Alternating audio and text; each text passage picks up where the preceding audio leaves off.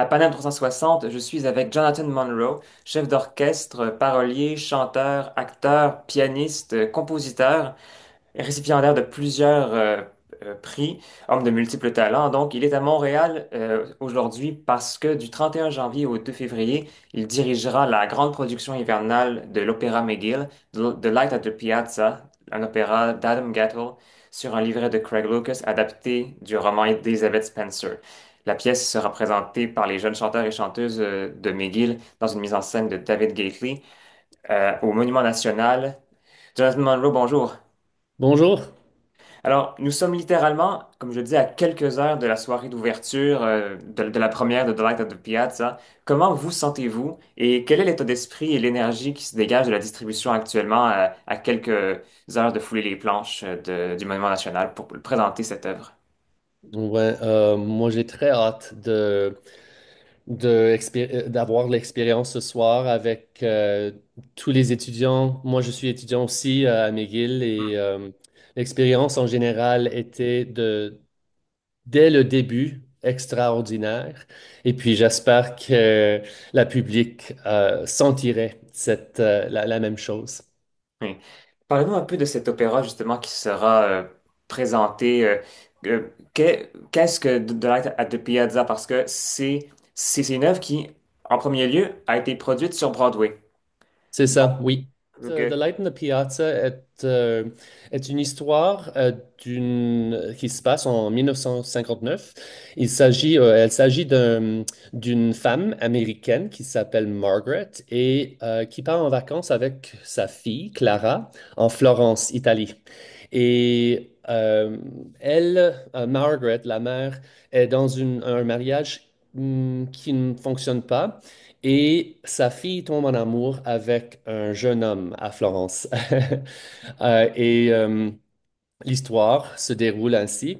Et il y a des problèmes parce que la fille a été blessée dans son enfance. Clara a été blessée dans son enfance. Et puis, elle a un déplacement, en effet, de quelques années. Alors, elle expérience sa puberté. euh, pendant pendant qu'elle soit en Florence. Hmm. Alors, il y a assez de complications, mais comme toutes les bonnes histoires, c'est ça qui nous attire. Hmm. Donc, on est vraiment dans le Florence des années 50, donc après la Seconde Guerre mondiale, C'est ça. dans l'imaginaire. Et de ce que je comprends, c'est qu'on fait vraiment un peu d'alternance dans le temps entre la jeune Clara et sa vie d'adulte, donc l'épanouissement vers sa vie d'adulte. Oui, c'est exactement ça. Et ce qui est vraiment intéressant, c'est que la femme Margaret, la mère, a aussi rencontré son mari en Florence pendant la Deuxième Guerre mondiale. Alors, Hmm. ça, c'est un autre Niveau problème, en ouais, fait. c'est ça, voilà. Oui, C'est une seconde un peu intrigue ou histoire dans l'intrigue principale, finalement. c'est ça.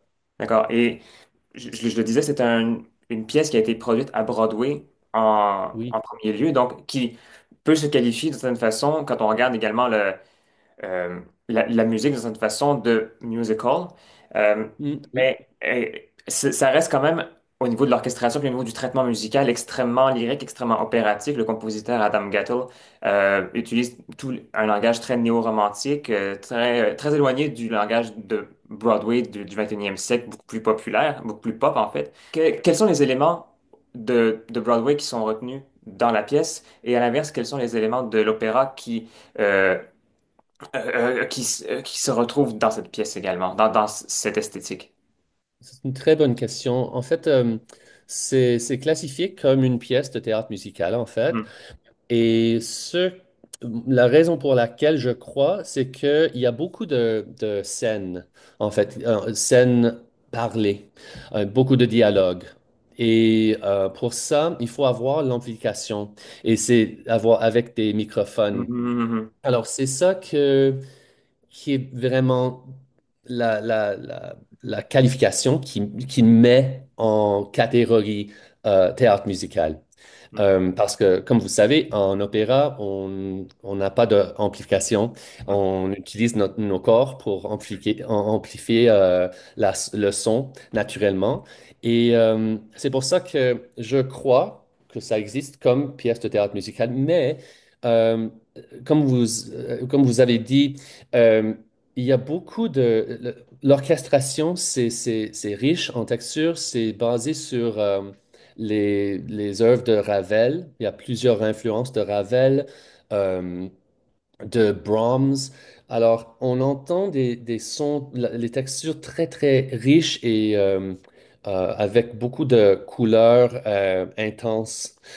Mais aussi, il y a assez de textures impressionnistes et légers aussi. Alors, c'est comme les deux influence classique, plutôt classique, mais avec, on a aussi des genres pop, assez pop, comme la fin de la première acte.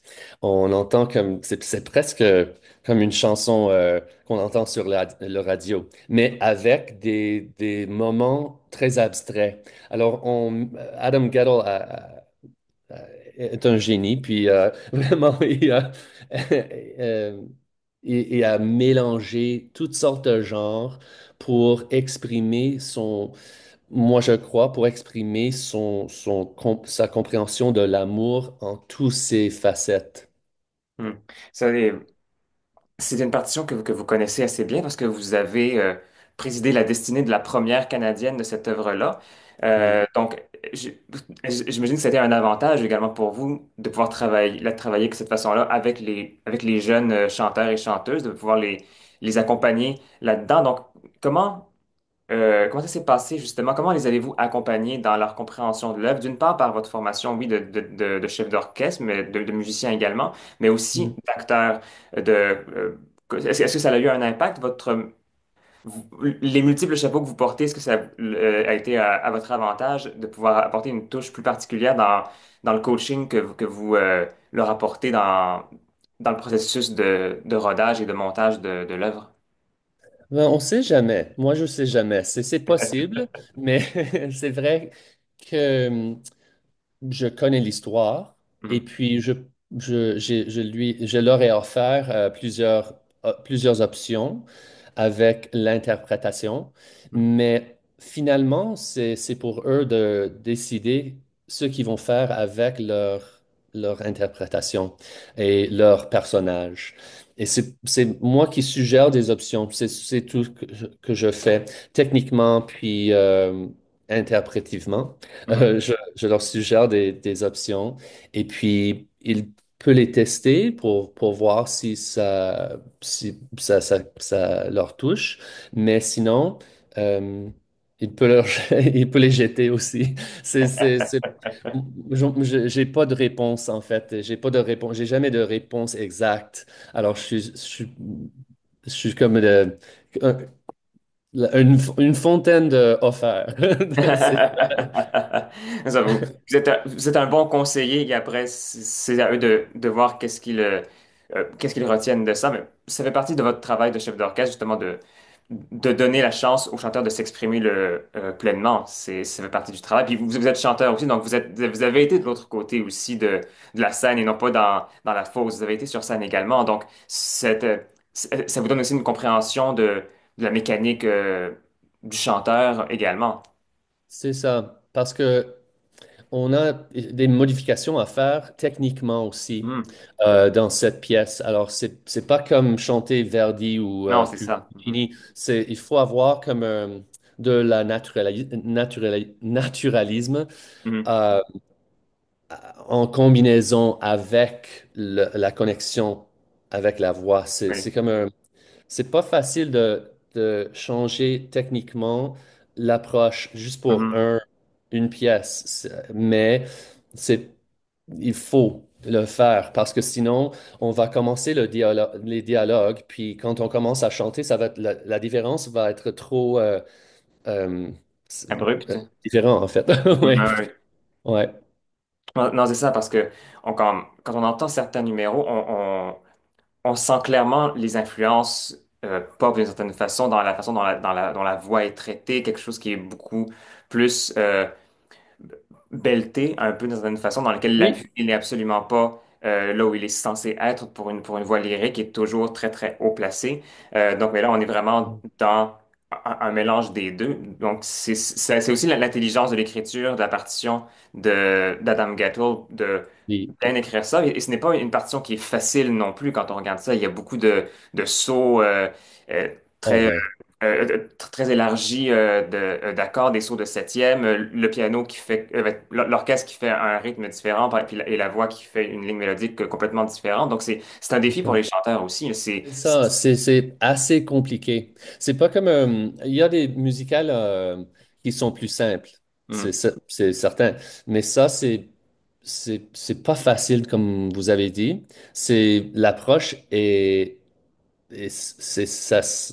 c'est presque comme chanter de la musique classique, mais il faut le changer un peu. Puis techniquement, il y a toutes sortes de défis, encore comme vous avez dit. Il y a des sauts, mais il faut avoir l'habilité de chanter lyriquement et aussi un peu belter, comme Clara doit belter un peu quand elle se fâche. Ou et, il y a toutes sortes toutes sortes de problèmes. Et comment est-ce que tu dis le tessitura, Oui, euh, la tessiture. la tessiture, euh, n'est pas facile aussi. Hmm. Franca a un la 7, je crois. Ouais. C'est énorme la tessiture pour elle. Alors il y a beaucoup de défis. Ah, mais ça va rendre la chose extrêmement intéressante à voir et à entendre. Et euh, d'après vous, c'est on le dit, c'est un spectacle qui a été conçu, une pièce qui a été conçue vraiment comme un show de Broadway, vraiment comme un musical. Mais les compagnies d'opéra et les opéras les programment de plus en plus. Puis comme peut-être beaucoup d'œuvres qui sont un peu à mi-chemin entre les deux genres. Je sais pas Mhm. si ma comparaison est bonne, mais celle qui me vient à l'esprit, c'est Little Women de Mark Adamo que Oprah McGill a Oui, fait il y a plusieurs années, qui est moins Broadway dans l'esprit, mais qui reste dans un côté moderne extrêmement accessible et très, oui. très, très chantant. Donc, est-ce que vous pensez que cette ces deux univers-là, finalement, vont finir par fusionner à un certain point pour ne plus se dissocier ou pour que la distinction entre les deux soit de moins en moins apparente. C'est une bonne question. Euh, Moi, j'aimerais voir plus de, de professionnels qui peuvent faire Les chanter deux. les deux Mhm.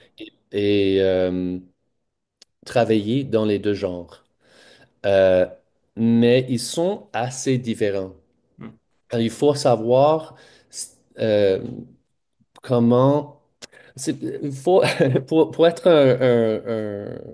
pour faire de théâtre musical, en fait, il faut savoir comment d'être euh, interprète, comment euh, interpré- interpréter les dialogues. C'est pas facile, ça prend des années de pratique. Mais je crois que des chanteurs classiques ont un avantage parce ils sont très connectés avec leur instrument et leur corps. Et puis, c'est pour ça que dans des musicales comme Sweeney Todd, par exemple, ou Little Women, comme vous avez dit, ou Light in the Piazza, c'est plus facile pour eux de comprendre comment changer ou modifier peut-être un peu leur voix, leurs instruments pour ajuster aux technical requirements Mhm. Ok. dans les pièces de théâtre musicales. Mais ils sont assez différents. Moi, j'aimerais voir plus de... C'est sûr que les compagnies d'opéra commencent à programmer les pièces de théâtre musicales de plus en plus parce que la public veut les voir. Mais on- ça prend ça va prendre un peu de temps, moi, je crois.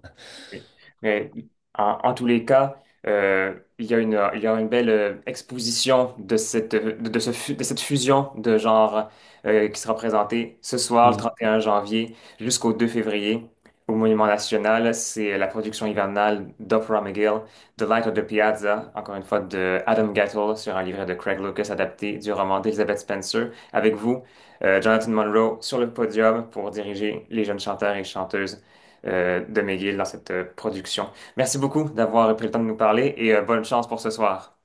Merci à vous.